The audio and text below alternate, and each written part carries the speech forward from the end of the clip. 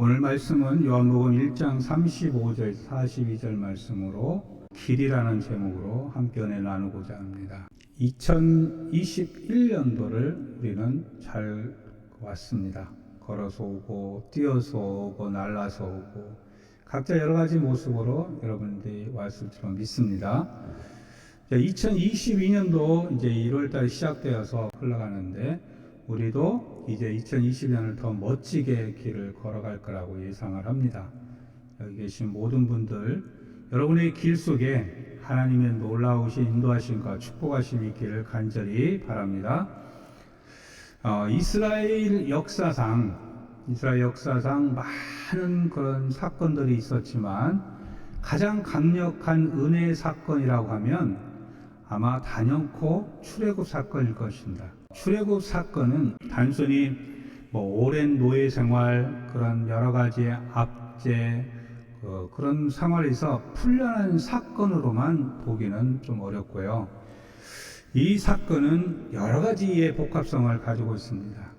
선택이라는 거, 부르심이라는 것도 있고, 또 약속이라는 거, 또 보호하심이라는 거, 새로운 땅에서 새로운 그 민족을 시작하는 그런 것들, 여러 가지 복합적인 얘기가 이 출애굽 사건에서 우리가 얘기할 수 있는데, 그 모든 것이 어찌 보면 하나님의 권능과 은혜가 가장 극대화한 사건이 이 출애굽 사건이 아닌가 하는 생각을 해봐요. 이스라엘은 가장 작고 연약한 소수민족 아니었습니까? 비록 하나님의 선택을 받았고 하나님의 말씀의 언약을 맺었고 하나님과 항상 함께한다는 동행과 보호의 약속, 은혜의 약속, 많은 것을 받았지만 사실 유대 민족에는 가장 아킬레스건이 뭐냐면 선택된 민족이라는 그 자부심이죠. 선택된 이것이 무슨 아킬레스건이냐? 이게 너무 잘난 척하고 너무 자만심이 강하다 보니까 타인들과의 분류의 어떤 원인이 되어버린 거죠. 사랑을 베풀지 못하고 사람들을 동일하게 바라보지 못한 의식이 되어버린 거죠. 사마리아인들을 거의 개, 돼지급을 취급했다 할 정도니까 인간이 어떻게 인간을 개, 돼지급을 취급할 수 있습니까? 이들이 가지고 있는 그 선민의식, 잘난의식, 심한 관계를 만들어버렸던 거죠. 또 한편으로 생각하면 이 선민의식이 자부심을 또 갖기는 해요. 우리는 특별히 하나님이 선택한 민족이다. 하나님의 큰 은혜의 선택을 받은 민족이다. 이런 또 자부심을 가질 수도 있어요. 그래서 이스라엘 백성들이 430년 동안 종살이를 하고 억압된 상황, 미래가 불투명 상황 속에서 그들을 모세를 통해서 하나님의 약속의 땅으로 이렇게 출애굽시킨 사건, 얼마나 감격적인 사건입니까? 그리고 이스라엘 민족들도 이 출애굽 사건을 굉장히 중요시 여기지 않습니까? 그렇죠? 지금까지도 이 출애굽 사건은 너무 많이 우리가 얘기했기 때문에 다 알고 있지만 한번 우리가 다시 한번 잠깐 생각을 해보면 하나님의 전격적인 구원을 받았어요. 하나님의 그런 강력한 은혜를 받았어요.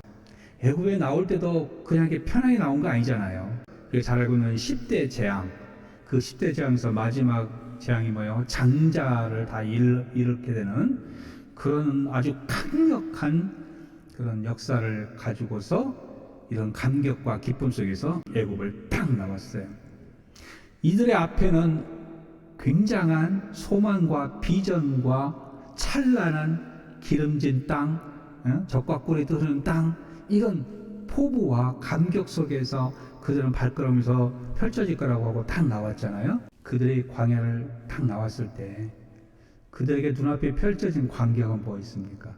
이런 대단한 하나님의 역사를, 은혜의 사건을 통해서 기쁨과 감격 속에 전격적인 구원을 받고 모세를 통해서 광야를 딱 나왔을 때 그들에게 펼쳐진 현실은 뭐였어요? 끝이 보이지 않는 막막함이었어요. 저도 대학교만 나오면 잘 될 줄 알았어요. 그리고 성인 되면, 내가 내 마음대로 할 수 있는 성인이 되면 정말 멋있을 줄 알았어요. 저나 여러분은 다 같은 마음일 거예요. 뭔가 여기만 벗어나면, 이것만 돌파하면, 여기만 우리가 이겨내면, 그리고 나갔는데 현실은 내 앞에 펼쳐진 광경은 또다시 똑같은 현상, 아니 어쩌면 그보다 더 막막한 현상, 끝이 보이지 않는 막막한 인생을 살아가는 우리의 모습처럼 이렇게 수백만 명이나 되는 이스라엘 백성들이 나왔는데 이들의 펼쳐진 현실은 막막함과 더불어 또 하나는 어디로 가야 될지를 몰라요. 그냥 적과 끓이 흐르는 땅이다고만 했지 거기가 어딘지를 몰라요. 방향성은 저쪽이다라고 대충은 이렇게 생각하지만 거기를 어떻게 가야 될지는 방향도 제대로 잡지 못하고 그냥 막연하게 모세만 따라서 나온 거지 솔직히 어딘지 정확하게 정보가 없잖아요. 방향도 잡을 수 없고 펼쳐진 광경은 황량한 광야지 풀도 제대로 없지 물도 구하기도 어렵지. 그리고 가다가 처음 맞닥뜨린 건 아픈 홍해요 뒤에는 애굽의 군대요 그 자리에서 죽게 생긴 이런 현실들, 또 홍해를 건너갔더니 물이 없어가지고 물 없다고 불평하는 현실, 가도 끝이 없는 현실, 이게 그들에게 주어진 현실이에요. 노예의 삶을 벗어나면 정말 기쁠 줄 알았어요. 이 애굽만 벗어나면 정말 행복할 줄 알았어요. 근데 마주닥친 광야 현실은 답도 없고 해결도 할 수 없고 어둠과 찬바람만 잔뜩 엄습해 오는 그들의 현실이었어요. 지금 이 마음이 동일하게 같이 공감될 거예요. 각자 인생을 지금 나름대로 40몇 년, 50몇 년 다 살아왔잖아요. 근데 그동안에 살아온 인생이 한 곱이 넘기면 또 한 곱이가 오고 또 한 곱이 넘기면 또 한 곱이 오고 막막하지 않았나요? 막 가기는 하지만 뭐 이런 표현이 어떨지 모르지만 어쩔 수 없이 살아야 되니까 가기는 했지만 막막하고 답이 없는 것 같고 어디로 가야 될까 무엇을 해야 될까 좀 그런 삶을 우리가 살아오지 않았나요? 이스라엘 백성들이 그랬어요. 하나님의 자녀가 되면 예수를 믿게 되면 그런 것으로 벗어나지 있지 않을까? 교회를 전혀 다니지 않던 사람들이 교회에 오면은 그런 핑크색 무지개가 펼쳐질 것처럼 광고를 하니까 예수 믿으면 다 모든 건 잘 될 것처럼 얘기하잖아요. 예수 믿으면 모든 게 다 풀리고 모든 게 다 완전히 뭐 해결될 것 같은 뭐 그런 식으로 막 얘기를 하면 그들이 막상 교회 와가지고 생활하면서 그 현실에 아무런 변화가 없으면 막막한 거예요. 오히려 사기친 것 같고 속은 것 같고 지난번에 얘기했듯이 칼만 안 들었지 칼만 안 들었지 사기꾼이랑 똑같아. 도둑놈이야 돈 내놔라 11도 내라 건축은 맨날 이렇게만 하지. 차라리 교회 안 다니면 돈은 안 뜯기지. 여전히 우리 삶은 예수를 믿어도 광야 앞에 있는 것 같은 그런 냉엄한 현실이 우리에게 보이죠. 예배드리고 은혜 받는 말씀 가슴에 품고 세상에 나아갔지만 세상은 우리를 기다리고 있는 그 모습은 경쟁이 여전했고 정글 같은 세상은 여전했고 내가 죽어라고 머리 뒤밀어야 살아가는 것처럼 보여지고 이게 현실 아닙니까? 우리는 2021년을 지나면서 2022년도는 좀 나아지겠지. 제가 예언가는 아니지만 분명히 한마디 한다면 똑같을 거예요. 2021년도나 2022년도나 아마 거의 비슷할 거예요. 뭐 하나 이제 좀 좋다면 코로나는 조금 더 바뀔 것 같긴 해요. 좀 종식이 올 것 같다 뭐 이런 얘기가. 이런 상황에서 여러분 우리는 무엇을 보고 있습니까? 어떤 길을 가고 있습니까? 어떤 길을 기대하십니까? 어떤 길이 올 거라고 여러분 소망 가운데 바라봅니까? 우리가 예수를 믿는 사람으로서 그런 길을 모르기 때문에 정말 좋은 길, 은혜의 길, 축복의 길을 주어지기를 소망하면서 우리 날마다 예배를 드리고 우리가 하나님 앞에 나아가죠. 이스라엘 백성이 똑같은 마음으로 나왔어요. 하나님이 두 가지 길을 보여주시는 거예요. 출애굽기 13장을 한번 볼까요? 17절 말씀. 바로가 백성을 보낸 후에 블레셋 사람의 땅의 길은 가까울지라도 하나님이 그들을 그 길로 인도하지 아니하였으니 이는 하나님이 말씀하시기를 이 백성이 전쟁하되며 마음을 돌이켜 애굽으로 들어갈까 하셨습니다. 하나님이 첫 번째 보여준 길은 뭐냐면 블레셋 사람의 땅의 길이에요. 근데 그 땅은 가까운 길이래요. 결국은 빨리 갈 수 있는 길이죠. 그렇다면 자기들이 가고 싶어하는 그 길을 빨리 갈 수 있는 거. 근데 단점은 뭐냐면 거기에 군사들이 지키고 있어요. 그리고 전쟁을 해야만 통과할 수가 있어요. 빨리 갈 수 있는 길인데 전쟁이 필수예요. 이스라엘 백성들은 애국에서 430년 동안 살면서 전쟁을 한 민족이 아니에요. 허다한 일만 한 그냥 노예예요. 종이에요. 전쟁을 하게 되면 사람이 죽게 되고 상대를 물리쳐야 되고 내가 피해를 당해야 되는 이런 복잡한 굉장히 위험한 상황이에요. 이들이 만약 하게 되면 오늘 17절 말씀처럼 마음을 돌이켜서 애굽으로 돌아갈지 몰라요. 실제로 그런 일이 있었죠. 모세한테 막 원망하는 장면이 후에 나오잖아요. 우리를 죽일 매장지가 없어서 여기까지 끌고 나와서 여기서 죽게 하느냐, 뭐 이런 얘기를 하잖아요. 차라리 우리 애굽으로 돌아가겠다, 뭐 이런 얘기를 하잖아요. 이 블레셋 땅의 길은 굉장히 가깝고 빨리 갈 수 있고 편한 길이 될 수 있는데 단 한 가지 전쟁을 해야 되고, 그 전쟁을 통해서 이 사람들은 분명히 이스라엘 백성들은 돌아갈 거라고 생각을 하는 거예요. 전쟁이 일어나면 돌아갈 거고, 우리 인생도 마찬가지예요. 내게 빨리 부자가 되어지고 빨리 성공할 수 있고 빨리 뭔가 이렇게 이룰 수 있는 그런 방법들이 많이 있는데, 그 길은 사기꾼이 돼야 되고요, 피 터지게 싸워야 되고요, 세상의 정글 같은 것을 통과해야만 가능한 것이죠. 여러분, 그 길을 상당히 좋아하는 사람 많아요. 나만 잘 되면 되니까. 그 길은 쉽고 빨리 성공할 수 있는 길은 될지 모르지만 삭막한 길이죠. 사람이 주변에 없어요. 하나님이 두 번째 길을 우리에게 보여줍니다. 두 번째 길이 18절이죠. 그러므로 하나님이 홍해 광야 길로 돌려 백성을 인도하심에 이스라엘 자손이 애굽 땅에서 대열을 지어 나올 때에, 어느 길이냐면 홍해의 광야 길인데, 그 광야 길은 멀고 먼 돌아가는 길이에요. 그걸 돌려 백성을 인도했다 그러잖아요. 멀고 먼 길로 돌려가는 거죠. 아마 이 사람들은, 이스라엘 백성들은 그 길을 모세를 따라서 가기는 갔지만, 아마 우리가 보통 사람 같으면 불평불만이 아주 가득했을 거예요. 아니, 빠른 길을 두고 우리를 어쩌자는 거야, 이렇게 막 빙빙 돌리고 뺑 돌려가고, 그 방으로 가면 분명히 바른 길이 아니고 반대 방으로 가는 것 같은데 도대체 어디로 가겠다는 건지, 의심, 불안, 불편, 막 투정, 아마 이런 것들이 막 있을 거예요. 저도 교회를 계속 하면서, 목회를 하면서 이런 사람들이 많아요. 목사님, 왜 이렇게 뺑뺑 돌려가세요? 이렇게 하면 될 일을 왜 목사님이 자꾸 뺑 돌아서 하시고, 빨리빨리 좀 해보세요. 그렇게 하지 마시고, 뭐 이런 얘기 많이 들어요. 하나님이 지금 이스라엘 백성을 그렇게 돌리고 있는 거예요. 삥 돌려서 돌고 돌아 멀고 먼 길, 광야를 40년을 돌고 돌아서 가는 거예요. 저나 여러분이나 우리가 이런 두 길을 만약에 보게 된다면 여러분은 어떤 길을 선택하시겠습니까? 빠른 길, 블레셋 사람의 땅의 길을 원하십니까? 아니면 느려 터진 길, 돌아가는 길, 홍해 광야 길을 선택하시겠습니까?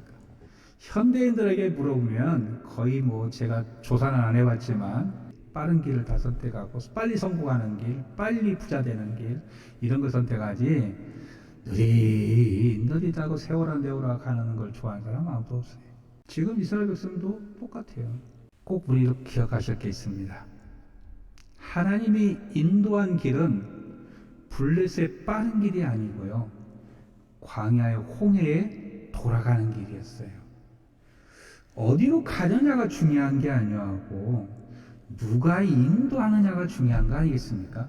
어떻게 가느냐가 중요한 게 아니라 누구랑 가는 것이 중요한 거 아니에요? 내 주변에 유능한 사람들이 있어서 빨리 가는 것이 좋습니까?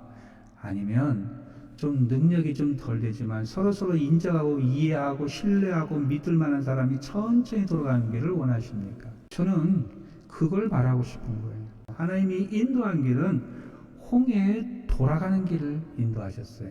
저 여러분도 빨리 가고 빨리 성공하고 빨리 응답 오는 것을 찾지 마시고 누가 인도하는지를 보고 갈 수 있기를 간절히 바랍니다. 하나님이 인도하는 길이라면 거기에 정답이 있고, 하나님이 인도하는 길이라면 거기에 분명히 보장이 있다고 저는 생각을 해요. 그래서 우리가 선택하여 걸어갈 길은, 그래서 어떤 길이냐, 그게 아니라 누가 인도하느냐 하는 것을 우리가 좀 깨달을 필요가 있다는 거죠. 설령 그 길이 돌아가는 길, 광야길이라도 두려워할 이유는 없어요. 잠언서 16장 25절의 말씀은 25절에 보면 이렇게 되어 있습니다.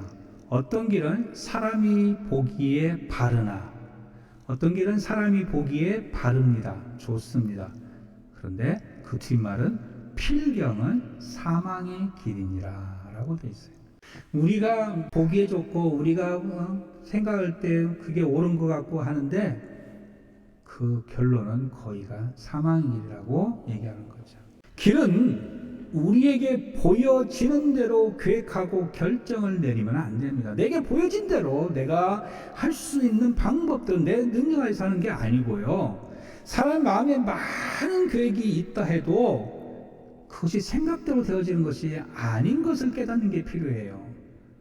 따라서 하나님의 뜻을 찾고 인도자가 누구인지 그 인도자를 바라볼 수 있는 우리의 영적 눈이 필요하다는 거죠.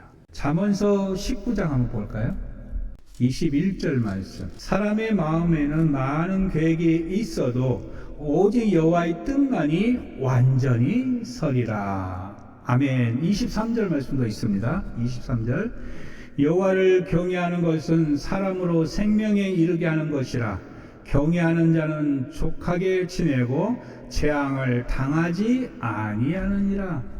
아멘. 우리 마음에는 여러 계획이 있어도 여호와 뜻이 완전히 설 수 있기 때문에 사람이 보여지는 대로 내가 생각한 대로 가는 것이 반드시 바른 길이 아니에요. 이걸 우리가 깨달을 수 있기를 간절히 바랍니다. 하나님이 인도하는 길, 주님이 인도하는 길, 우리가 주님을 의지하면서 가는 길, 그 길을 찾아야 돼요. 이스라엘 백성들을 광야에 돌아가는 길로 갈 수 있도록 인도를 했어요.